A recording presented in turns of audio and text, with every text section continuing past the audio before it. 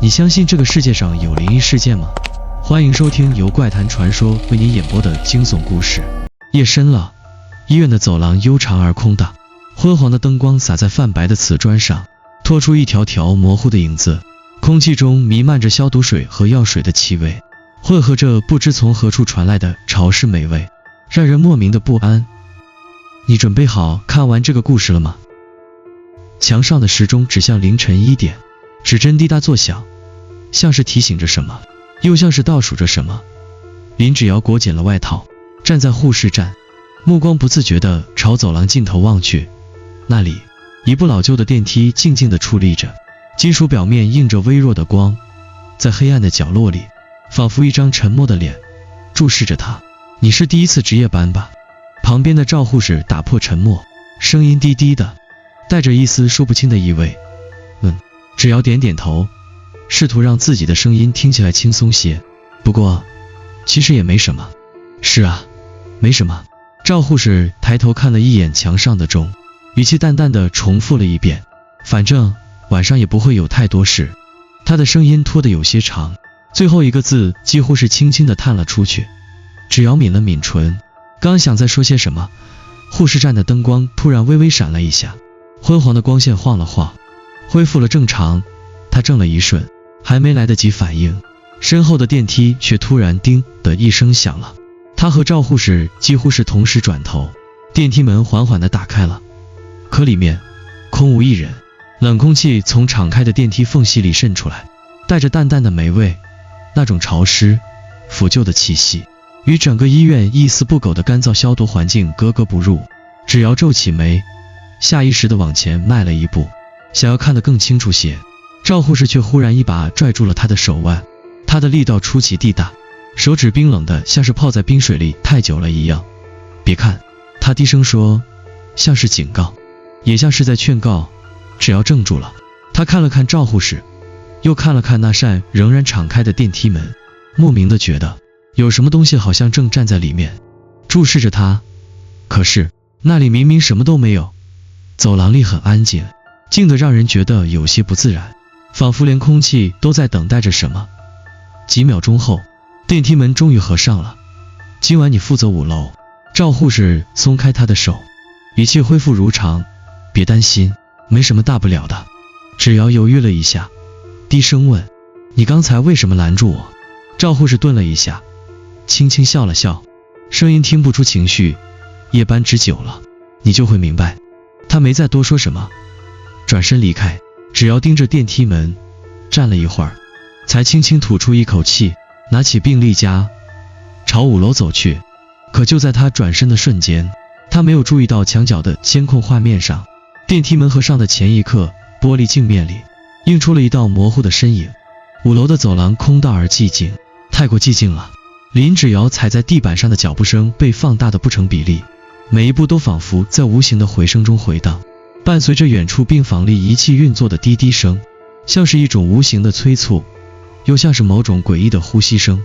护士站的灯光泛着冷白色，芷瑶坐下来，翻看着病历夹，努力让自己专注于工作，而不是去想刚才电梯里诡异的空无一人。就在这时，叮，护士站的求助铃骤然响起，他的心猛地一跳，抬头看向电子屏幕，屏幕上闪烁着房间号510号病房。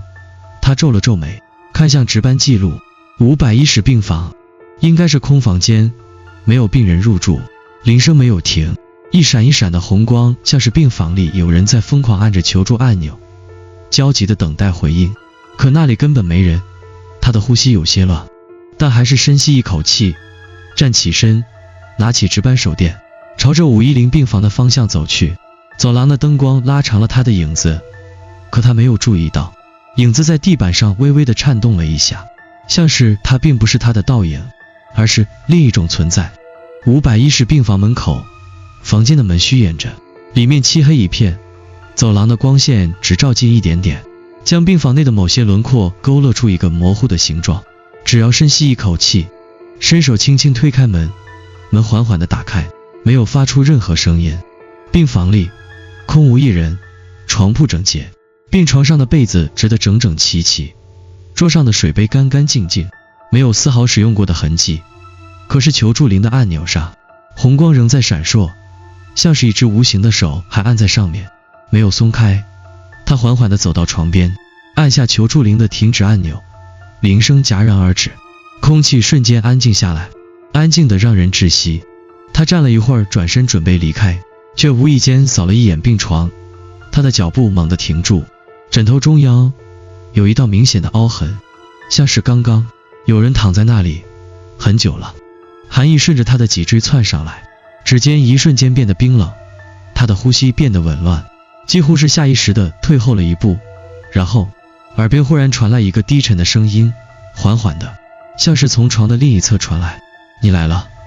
他的瞳孔猛然收缩，猛地回头，病房里空无一人，窗帘微微晃动，夜风吹进来，带着一丝凉意，可那道声音分明就贴在他的耳边。他的手死死地攥着手电，拼命让自己镇定，快步走出了病房。身后房门缓缓地合上了，而他没注意到，就在门彻底关上的那一瞬间，病床上的枕头那道凹痕缓缓地恢复了原样。走廊的灯光冷冷地洒在瓷砖地板上，林芷瑶的脚步有些凌乱，她用力地吸了口气，试图平复自己快要失控的心跳。510病房，一定是电路故障，或者是自己太累了，产生了幻觉，他对自己这么说，但双手微微发凉，指尖仍然残留着刚才那一声低语的阴冷触感，像是有什么无形的东西贴在他的耳边。回到护士站，他倒了杯水，喉咙却干得像是沙漠，怎么喝都觉得没用。他的手不自觉地捏紧了手电筒，心里有个声音告诉自己，今晚的夜班不太对劲，芷瑶，742号病房的病人好像状态不太好，你过去看看。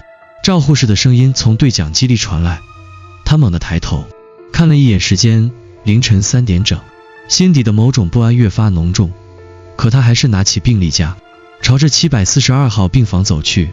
742号病房的门虚掩着，透过玻璃窗，他能看到病床上的病人蜷缩着身体，呼吸平稳，看上去像是睡着了。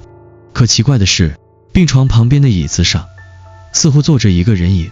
芷瑶皱了皱眉，手指轻轻敲了敲门，先生，您家属还在吗？病人没有回应，他推门进去，病房的空气里弥漫着淡淡的药水味，还有一丝潮湿的霉味，像是房间里多了些什么东西。他的目光缓缓落在椅子上，那张椅子空空如也，他的后背瞬间发凉，可他明明透过玻璃窗看到椅子上坐着一个人影。他的喉咙发紧，硬着头皮走向病床，轻声唤道，先生，您感觉怎么样？病人微微睁开眼，眼神有些迷茫，喃喃地低语了一句，声音很低，含糊不清，可他听清了。他一直站在那里。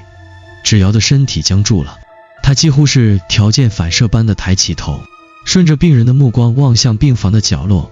黑暗中，墙角的光线隐约照出一个模糊的黑影，高高瘦瘦的，站在窗帘后面，一动不动。他的指尖瞬间变得冰冷，可是病房里根本没有别人。病人的眼神涣散，嘴唇开开合合，像是在喃喃自语，你看到他了吧？他一直都在那里。窗帘微微晃动了一下，芷瑶猛地向后退了几步，几乎撞到病房门。他的呼吸急促，拼命告诉自己，窗帘后面什么都没有。可他的余光却看到那团黑影慢慢地低下了头，像是察觉到了他的目光，开始朝他的方向缓缓靠近。砰！他猛地拉开房门，冲了出去，冷汗湿透了后背。走廊里灯光依旧明亮，一切恢复如常。他站在病房门口，不敢回头看房间里的一切，但病床上的病人却一直瞪大眼睛盯着他的背后。他就在你身后。他的心跳骤停，他颤抖着抬起头，看向对面的玻璃窗户的反光里，病房门口的自己，身后站着一个模糊的影子。那不是他的影子。林芷瑶的脑袋一片空白，心跳急促地撞击着胸腔。玻璃窗上的倒影里，他的身后那道模糊的黑影依旧静静地站在那里。影子不应该有自己的动作，可是他的头正缓缓地朝他的方向偏来。他几乎是踉跄着后退，转身飞快地朝走廊尽头奔去。病房里病人仍然躺在床上，可他的眼神却死死地盯着他的背影，嘴唇微微颤抖，像是在说些什么。他不敢再听，不敢再看，他只想逃离这个楼层。电梯就在前方，他几乎是冲着拍下了按钮。叮，电梯门缓缓打开，里面的灯光明亮，映照着冷白色的不锈钢墙壁，一切看起来再正常不过。只要咬了咬牙，迅速走进去，按下了1楼的按钮。门缓缓合上，他喘着气，背靠着墙，心脏仍然狂跳不止。他低头看着电梯的暗键灯光，1楼的按钮正在缓缓闪烁，电梯开始缓慢下降。他努力让自己平静下来，告诉自己，可能是自己太累了，才会产生幻觉。可是，电梯的空气好像变得冰冷了许多。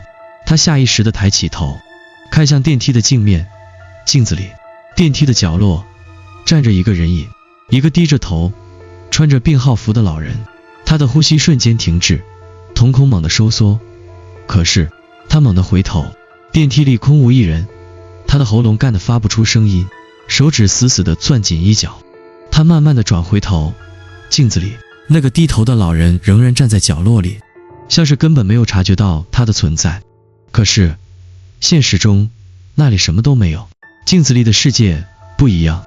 他的背后升起一股彻骨的寒意，他甚至能感觉到电梯里的温度正在下降，皮肤像是被无形的寒气包裹。叮，电梯在某一层停了下来。可是，他明明只按了1楼，门缓缓打开，外面一片昏暗，墙壁上标着 B1负1楼太平间。他全身僵住了，大脑一片空白。负1楼的空气透着一股阴冷的湿气，走廊里一盏昏暗的应急灯微微闪烁，透过门缝投射进来，在电梯门口映出了一双站立的影子。有人在门口。他的呼吸几乎停滞，身体不受控制地往后退了一步。可就在这时，电梯的镜子里，那位老人缓缓地抬起了头，他瞪大眼睛，嘴巴微微张开，恐惧让他的身体僵硬如石。镜子里，那个老人抬起头的瞬间，露出了一张苍白腐烂的脸，嘴角微微上扬，露出一个扭曲的笑容。然后，他猛地朝他的方向迈出了一步。只要尖叫着拼命按着电梯的关门键，指甲几乎陷进按钮里。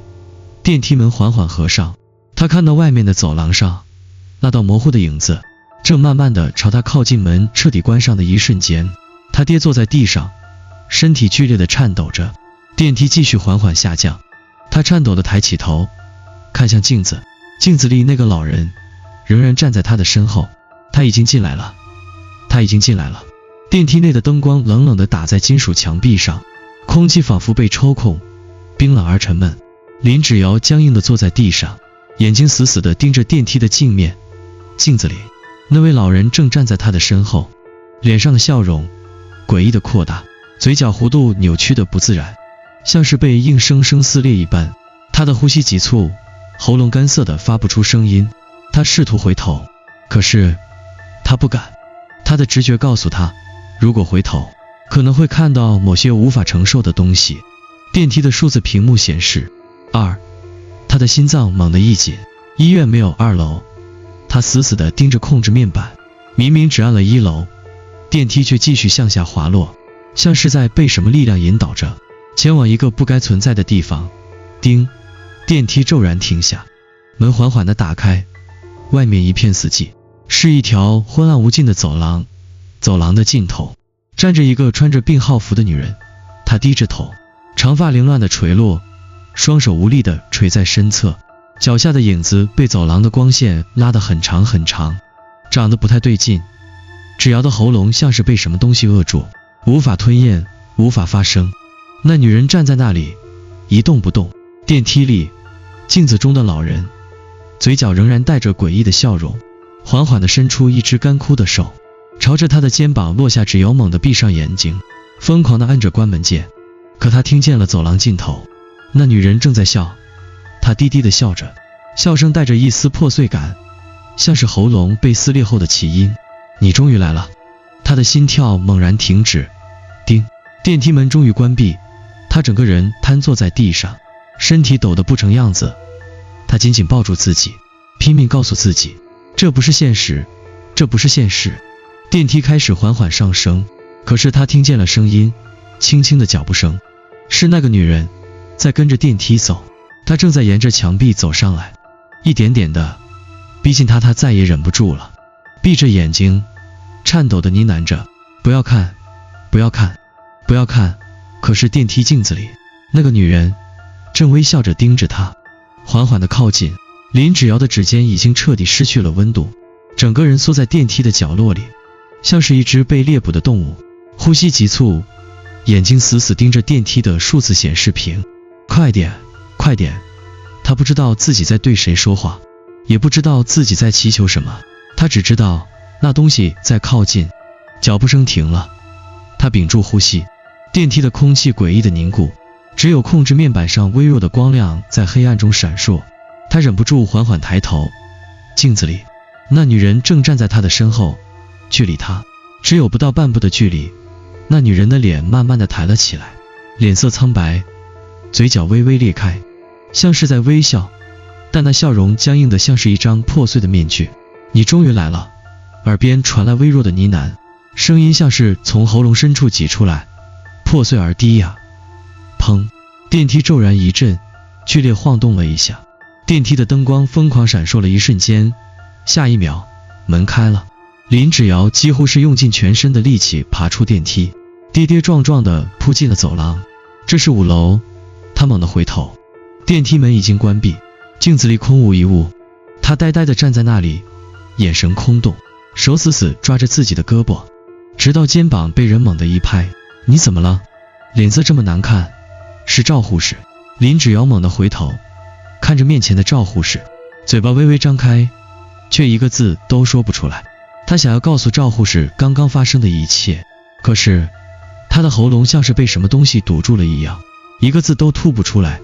赵护士的眼神有些复杂，看了她一眼，忽然叹了口气，你去510病房了吧？510病房。林芷瑶的脸色瞬间惨白，她猛地摇头，不是我。是她。赵护士的眼神变得更深了。我问你，你记不记得你是什么时候来的？林芷瑶的心脏狠狠地跳了一下。什么时候来的？这个问题她怎么突然回答不上来？她是今天值夜班的护士。没错，她在护士站。她猛然愣住，她记得自己来到护士站，可是她怎么也想不起自己是从哪里走进医院的。你一直以为今天是你第一次值夜班，对吧？赵护士的声音很轻，却像是一把无形的刀，划开了他脑海里某个模糊的角落。可是你早就来了。林芷瑶的瞳孔剧烈的收缩，心脏狂跳，他的脑海里忽然闪过一个画面，他站在510病房的门口，门内病床上的人缓缓地睁开眼睛，露出一个诡异的笑容，而病床上的人是他自己。赵护士看着他，嘴角微微动了一下，像是要说什么，又像是不忍心说出口。510病房是空着的，对吧？他轻轻地说了一句。林芷瑶的呼吸彻底停滞，他终于想起来了，510病房不是空着的，因为一直以来他都在里面，他一直都在里面。这句话像是一个沉重的锤子，狠狠地敲击在林芷瑶的脑海里。他的眼睛死死地盯着赵护士，嘴唇颤抖，却发不出任何声音。不可能，不可能，我是今天才来的，我是第一次值夜班。可是他真的记得自己是从哪里进来的医院吗？他的脑海里关于今晚之前的记忆突然变得模糊。他记得自己在护士站，记得自己巡视病房，可是他是怎么来的？他的脑袋一片混乱，所有的画面开始变得支离破碎。只要赵护士的声音把他拉回现实，他猛地看向对方，却发现赵护士的眼神里竟然带着一丝悲哀。你真的还记得自己是谁吗？他的心猛地一跳，嘴巴张了张，想要反驳，可就在这时，叮，护士站的求助铃突然急促地响了起来，红色的灯光疯狂闪烁，电子屏幕上510病房，又是510病房。林芷瑶的脸色瞬间变得惨白，整个人僵在原地。510病房不可能有人，可是求助铃还在响，滴滴滴，铃声越来越刺耳，整个走廊都被那诡异的红光照亮。气氛变得压抑至极，仿佛有什么东西正在逼近。他猛地看向赵护士，后者的脸色同样惨白，可他只是轻轻地摇了摇头，低声说道：“别去林芷瑶的呼吸乱了。”可是不去就意味着他承认了自己不属于这里。他的手指微微颤抖，脚步却像是被什么力量操控一般，朝着510病房走去。他必须弄清楚究竟是谁在按求助铃。走廊的灯光忽明忽暗，周围的一切仿佛被拉长扭曲。地板上他的影子忽然变得很长很长，长到像是站在他身后，像是另一双眼睛在看着他。他的心跳得快要炸裂，可脚步却停不下来。510病房就在前面，房门微微敞开着，一如他第一次走进这里的那一晚。红色的求助铃灯还在闪烁，但病房里却没有一点声音，死寂的仿佛是另一个世界。他伸出手推开门，门缓缓地打开，露出病房里整齐的病床。他的喉咙发紧，死死地盯着病床上的枕头，枕头中央仍然有一道明显的凹痕，像是刚刚有人躺在这里，但此刻已经消失了。他的指尖冰冷，脚步缓缓地往前挪去，求助铃还在疯狂地闪烁，可是病房里根本没有人。他深吸了一口气，强忍着内心的恐惧，慢慢地伸出手，想要按下求助铃的停止按钮。可是就在他的指尖即将触碰到按钮的一瞬间，求助铃自己停了。他的心脏猛地一紧，病房陷入一片死寂。他站在病床边，冷汗顺着脊背滑落，整个人僵硬在原地。他什么都没有做，可是求助铃自己停了，这意味着他知道他来了。他的后背传来一阵彻骨的寒意，身后空气突然变得阴冷，一道沙哑的声音缓缓地响起：“你终于回来了。”他猛地回头，病房的门砰的一声自己关上了。他的眼睛猛地睁大，屏住了呼吸，拼命地告诉自己冷静。可就在这时，病床上的枕头突然缓缓地陷下去，像是有什么看不见的东西正在缓缓地躺下。他的喉咙干得发不出声音，恐惧让他的四肢几乎麻痹。他终于想起，那天晚上他确实来过510病房，他确实站在病床前，低头看着躺在病床上的人。他终于记起来了，他低头看见的那张脸不是别人，是他自己。林芷瑶的脑海仿佛炸开了一样，所有的画面在这一刻猛烈冲撞。他拼命地摇头，试图否认，可是病床上的枕头仍在缓缓下陷，仿佛有什么东西正在重新躺回去。他的呼吸急促，脚步不由自主地往后退，手指微微颤抖，整个人仿佛坠入了一个无形的深渊。这不可能，这不可能。可是他清楚地记得了，那天晚上他站在510病房，看着病床上的自己，而病床上的他脸色苍白，双眼无神，嘴角微微张开，似乎想要说些什么。他当时听到了什么？他不记得了。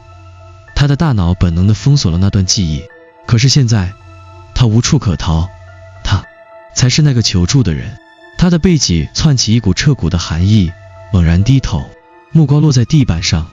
他的影子不对劲，地板上的影子应该是他的，可是他在微微颤抖。不对，影子不应该会自己动。他瞳孔骤缩，呼吸瞬间被扼住，缓缓地抬起脚，想要挪动一下位置，可是影子没有跟着他移动。他仍然站在原地，仿佛不是他的影子，而是另一种存在。他的血液瞬间冰冷，四肢无法动弹，像是被某种无形的力量紧紧攥住。他的影子在抖动，越来越剧烈，越来越模糊，然后影子缓缓地抬起了头。他的心跳骤停，拼命想要后退，可是腿像是灌了铅，根本无法移动。影子变得越来越清晰，慢慢地从地板上脱离，逐渐形成了一个完整的人形。那是他自己，另一个他。他的身体开始颤抖，冷汗湿透了后背，嘴巴张了张，想要尖叫。可是影子笑了，那是一种极度诡异的笑容，像是用力扯开的嘴角，弧度夸张，眼睛里空无一物，只有无尽的黑暗。他终于回想起，那天晚上他的确来到510病房，他看见病床上的自己，他记得自己伸出了手，然后他的影子笑着把他拖了进去。510病房的墙壁开始变得扭曲，天花板上的灯光疯狂地闪烁，床单像是被无形的手掀起，整个病房变得摇摇欲坠。他的耳边响起了无数重叠的低语声，那些声音嘶哑、幽怨，交错在一起，仿佛有人在无尽的黑暗中诉说着什么。他的影子朝他迈出了一步，一步又一步，每走一步，他的形态就越发清晰，嘴角的笑容越来越大，越来越诡异。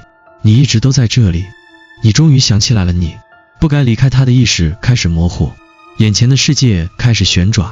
他看见病房的窗户映出一个模糊的身影，那是他自己。他已经死了，一直困在这里。他拼命地摇头，想要挣脱这场恐怖的梦魇，可是影子已经站到了他的面前，伸出了冰冷的手。他的身体动不了了，他只能看着影子的嘴唇微微开合，缓缓吐出2个字：回来。下一秒，整个世界骤然坠入黑暗。林芷瑶猛地睁开眼，却发现自己站在了一条幽暗的走廊里，四周死寂无声，空气中弥漫着浓重的消毒水气味。他的手指冰凉，心脏狂跳，脚步不由自主地往后退了一步。这不是5楼，他低头看向地板，发现上面没有自己的影子。叮，一声熟悉的提示音响起，他猛地抬头，发现前方不远处，一部老旧的电梯门缓缓开启，内部的灯光微弱的几乎看不清里面的细节。他不知道自己是怎么来到这里的，他的记忆混乱而破碎，可他的本能告诉他不能进去。可是他的身体却不受控制地向电梯走去，他的脚步很轻，却能听见回音在寂静的空间里回荡，仿佛整个医院都只剩下他一个人。不要进去！他的脑海里有个声音在尖叫，可是他的双腿却像是被无形的线牵引着，缓缓地踏入了电梯。电梯门自动合上，他的心跳随之一紧，他颤抖着抬手，想要按下1楼的按钮，可是按钮上的数字只有 B1-1楼，太平间。他的指尖悬在半空，呼吸急促，汗水顺着额角滑落。为什么他会去太平间？他猛地想要按住电梯的停止按钮，可是电梯自己启动了，指示灯闪烁着 B1 慢慢亮起，电梯的速度越来越快，越来越快，仿佛不再是普通的下降，而是坠落。砰砰砰，电梯内的灯光疯狂闪烁，四面墙壁开始变得扭曲。电梯的镜子里，他看到一个模糊的影子正在缓缓靠近他，影子的嘴角微微扬起，脸上带着不属于活人的笑容。是那个他。他拼命地拍打电梯的门，试图阻止下坠，可是一切都无济于事。砰，电梯猛然一阵剧烈晃动了一下，然后停了，世界陷入死寂。他的手指僵在半空，电梯门缓缓开启，门外是一条比之前更阴森的走廊，墙上贴着的标识已经斑驳脱落，角落里堆积着不属于这个世界的黑暗。他已经到了 B1， 他的瞳孔微微颤抖，双腿不受控制地颤抖起来。他终于明白了，这不是普通的负1楼，这是他要带他去的地方。这条走廊的尽头有什么在等着他？他该怎么办？他还能回去吗？可是电梯门缓缓关上了，他已经没有选择了。电梯门彻底关闭，世界陷入一片死寂。林芷瑶的喉咙干涩，手心被冷汗浸透。他缓缓地回头，看向眼前这条陌生的太平间走廊。这里的灯光比正常的医院更加昏暗，墙壁上贴着的标识早已泛黄剥落，空气中弥漫着一股消毒水混杂着霉味的味道，让人胃里翻腾。他的脚步很轻，却能听见鞋底在瓷砖上拖曳的细微摩擦声，像是在提醒他，这里不该有活人。他一步步地往前走，双腿像是灌了铅，每向前一步，心脏就更加狂跳。走廊的尽头，一扇门微微敞开，里面透出微弱的冷白色灯光。他知道他该进去，不要进去。脑海里的声音在呐喊，可是他的身体仍然缓缓地靠近。门上挂着一个斑驳的牌子，太平间。他站在门口，深吸一口气，伸手推开门，咯吱，门缓缓打开，眼前的景象让他的呼吸骤然停止。太平间里摆放着一排排冰冷的不锈钢尸床，每张床上都覆盖着白布，隐约可见布下的人形轮廓，宛如一个个沉睡的秘密。空气冰冷的让他的皮肤起了一层鸡皮疙瘩，像是被无形的手轻轻抚摸着。他的视线落在房间正中央的一张尸床上，白布隆起的形状和他的身形几乎一模一样。他的瞳孔微微颤抖，心脏仿佛被无形的手攥住，指尖冰冷得毫无知觉。他缓缓地靠近，白布下的身影似乎还微微地起伏，像是在呼吸。他不敢眨眼，不敢后退，内心的恐惧在疯狂地叫嚣着。可是他还是伸出了手，缓缓地击开了白布。白布被揭开的一瞬间，林芷瑶的世界轰然崩塌。他看到了一张苍白的脸，是他自己。尸体的双眼紧闭，嘴唇微微张开，像是要说些什么，可他早已没有了声息。他的呼吸骤然停止，指尖疯狂颤抖，嘴巴张合，却发不出任何声音。他已经死了。不对，这不可能，他明明还活着。他猛地向后退了一步，喉咙里发出一声破碎的喘息，整个太平间的空气仿佛变得更加阴冷。忽然，躺在尸床上的自己眼睛猛地睁开，黑洞般的眼眶直直地盯着他，嘴唇微微蠕动，缓缓吐出2个字：回家。刹那间，所有的白布剧烈翻飞，太平间的灯光疯狂闪烁，房间里回荡着无数呢喃的低语，像是沉睡的亡魂在窃窃私语。你该走了，你不该离开这里，回到属于你的地方。他的脑袋一片空白，想要转身逃跑，可是整个房间的门突然砰的一声关上了。他的影子在地板上疯狂扭曲，整个世界像是在塌陷，所有的尸床都开始颤抖，像是有什么东西要从里面爬出来。他的尸体缓缓地抬起了手，朝着他伸了过来。他终于意识到了，他一直想逃离的地方，就是他真正该去的地方。他根本就不该存在，他已经死了。一瞬间，所有的光芒骤然熄灭，整个世界被黑暗彻底吞噬。他的意识开始下沉，越来越深，越来越深。他的眼前闪过一幕幕画面。